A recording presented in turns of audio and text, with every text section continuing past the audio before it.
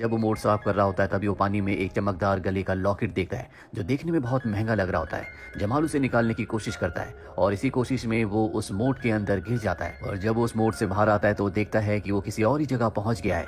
दरअसल ये एक झील होती है।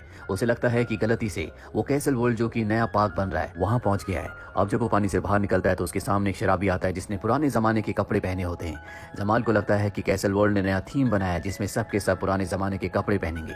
वो यहाँ से आगे निकल जाता है जहाँ पर बहुत बड़ा कैसल होता है। उस कैसल के मेन गेट पर 2 गार्ड्स भी होते हैं जो जमाल को रोक लेते हैं और पूछते हैं कि तुम कहाँ से आए हो। जमाल बताता है कि मैं नॉर्मंडी से आया हूँ। दरअसल यहाँ पर एक फ्रेंच मिनिस्टर आने वाला था, इसीलिए गार्ड्स को लगता है कि जमाल वही मिनिस्टर है और वो उसे कैसल के अंदर आने की इजाजत दे देते हैं। जहाँ जमाल देखता है कि सबने आज से कई 100 साल पुराने कपड़े पहने हैं। जो बाजार होते हैं वो भी आज से कई 100 साल पुराने हैं। जमाल कैसल वर्ल्ड वालों से बहुत ज्यादा इंप्रेस हो जाता है और तभी उसकी नजर एक लड़की पर पड़ती है जिसका नाम विक्टोरिया है। वो विक्टोरिया के पास जाता है और जब वो विक्टोरिया से बात कर रहा होता है तभी यहाँ पर एक आदमी आ जाता है जो सब लड़कियों को छेड़ रहा होता है। दरअसल ये सेनापति है और वो विक्टोरिया के पास भी आता है, पर जमाल को उसकी ये हरकतें अच्छी नहीं लगती। जमाल कहता है कि अगर तुमने अपनी हरकतों को नहीं सुधारा तो इसका खामियाजा तुम्हें भुगतना होगा। वो अपनी तलवार निकालकर उसकी गर्दन पर रख लेता है। जमाल को पता है कि ये नकली तलवार है, इसीलिए उसकी तलवार से नहीं डरता और ये देखकर वहां पर जितने भी लोग होते हैं वो सब के सब उससे बहुत इंप्रेस हो जाते हैं और इसके बाद जमाल को किले के अंदर ले जाया जाता है। दरअसल उसकी बहादुरी देखकर उसे अब राजा के पास लाया जाता है जहाँ पर राजा के साथ उनकी बेटी यानी कि राजकुमारी भी होती है। राजा उसे देखकर बहुत इंप्रेस होते हैं। दरअसल राजा ने अपनी बेटी की शादी नॉर्मंडी के राजकुमार से तय की है, इसीलिए राजा को लगता है कि जमाल नॉर्मंडी के राजकुमार का आदमी है। वो उससे पूछते हैं कि राजकुमार कब तक आएंगे।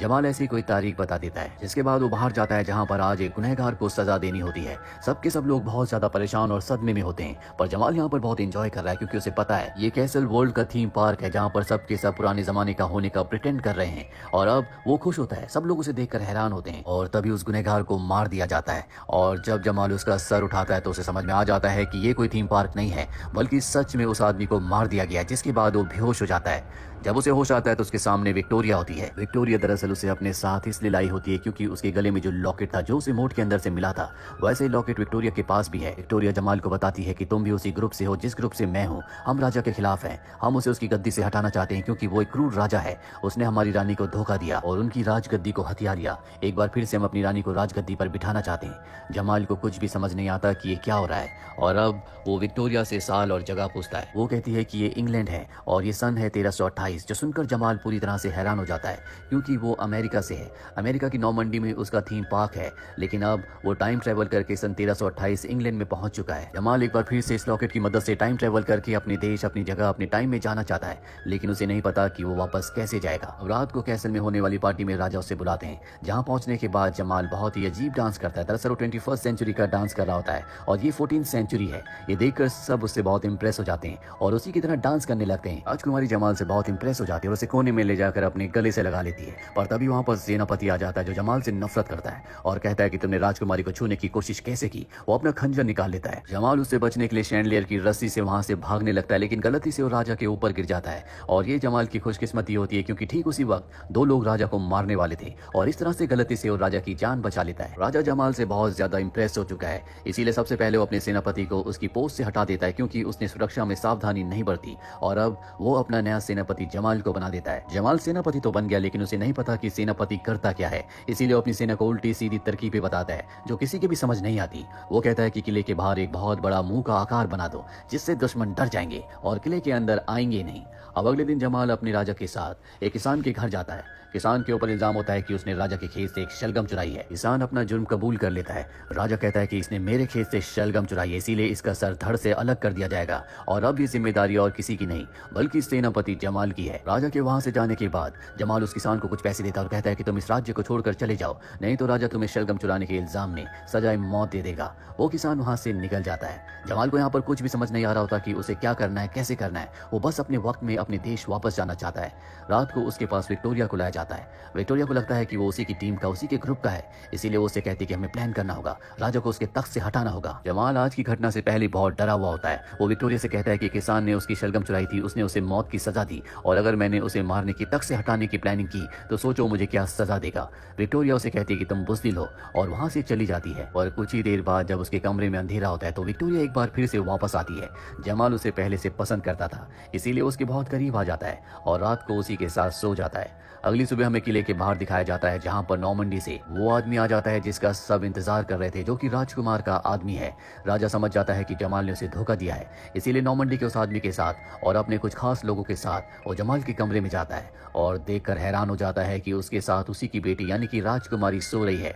दरअसल रात को उसके कमरे में विक्टोरिया नहीं बल्कि राजकुमारी आई थी, जिसके बारे में जमाल को खुद भी कुछ पता नहीं होता। फ्रांस की नॉर्मंडी से आया हुआ वो आदमी जब ये सब कुछ देखता है तो कहता है कि हम राजकुमारी का राजकुमार से रिश्ता तोड़ते हैं।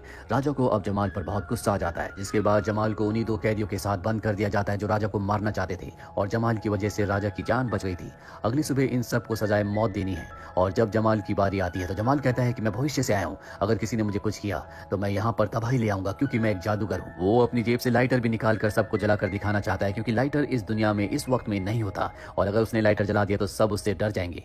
पर उसकी किस्मत अच्छी नहीं होती, उसका लाइटर जलता ही नहीं है और अब उसका सर कलम होने वाला होता है कि तभी जो सर कलम करने वाला वहां पर गार्ड होता है, उसके गले में सेब अटक जाता है और सबको लगता है कि जमाल एक असली जादूगर है, उसी ने अपने जादू से ऐसा किया है। सब लोग उससे डरने लगते हैं और तभी जलते हुए तीर आसमान से बरसने लगते हैं। दरअसल बाहर वो लोग होते हैं जिनके लोगों को यहाँ पर सजाए मौत दी जा रही होती है, जो लोग बंदी होते हैं। ये वही ग्रुप है जिस ग्रुप की विक्टोरिया है और विक्टोरिया भी जमाल को अपना ही ग्रुप का समझती है, इसीलिए वो जमाल और उन दोनों लोगों को जिन्होंने राजा को मारने की साजिश की थी यहाँ से लेकर किले से बाहर निकल जाती है। और अब बाहर आने के बाद जमाल उस आदमी से मिलता है जो झील से निकलने के बाद पहली बार उसे मिला था, जो कि शराबी है।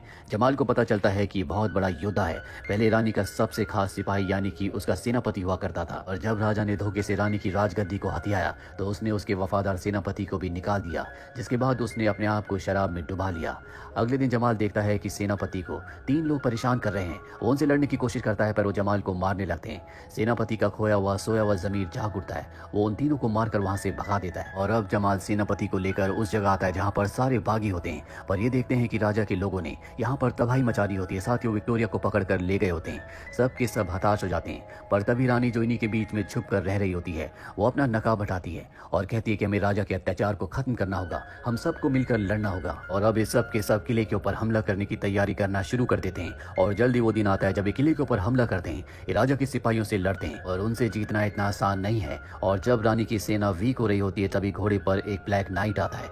दरअसल इस जगह एक ब्लैक नाइट की कहानी बहुत मशहूर है जो अपने मुंह से आग निकालता है, उसका कोई भी सामना नहीं कर सकता और ब्लैक नाइट को देखने के बाद जो अपने मुंह से आग के शोले भी निकाल रहा होता है, सबके सब लोग उससे डरने लगते हैं। राजा के सिपाही पीछे हटने लगते हैं पर तभी गलती से ब्लैक नाइट एक लकड़ी से टकरा कर नीचे गिर जाता है और उसका हेलमेट भी उतर जाता है और ये कोई ब्लैक नाइट नहीं बल्कि ये जमाल होता है। दरअसल जमाल ने भी उस ब्लैक नाइट की कहानी सुनी थी जिसके सामने कभी कोई नहीं टिक पाता, इसीलिए उस भेष में आ गया था और अब सबको पता चल चुका है कि ये जमाल है। वहीं किले के ऊपर हमें राजा को दिखाया जाता है जो अपने पुराने सेनापति के साथ होता है।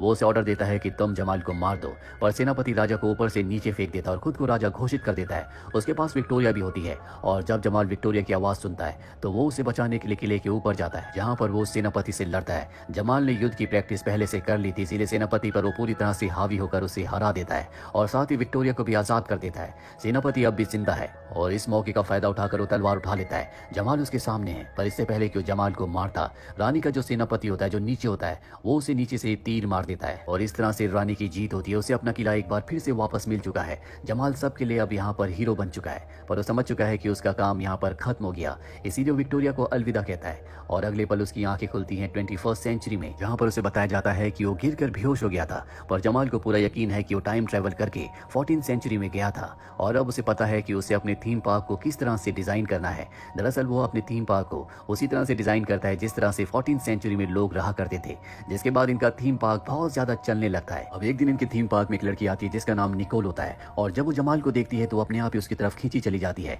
दरअसल निकोल की शक्ल हूबहू विक्टोरिया की तरह है। जमाल भी निकोल को देखकर बहुत खुश होता है क्योंकि जब वो 14th सेंचुरी में गया था तो उसे विक्टोरिया से प्यार हो गया था और उसे वापस अपने वक्त में आना पड़ा और इस वक्त में भी उसे निकोल के रूप में विक्टोरिया वापस मिल गई। और इसी के साथ ये फिल्म की कहानी यहीं पर खत्म हो जाती है। उम्मीद करते हैं कि ये कहानी आपको पसंद आई।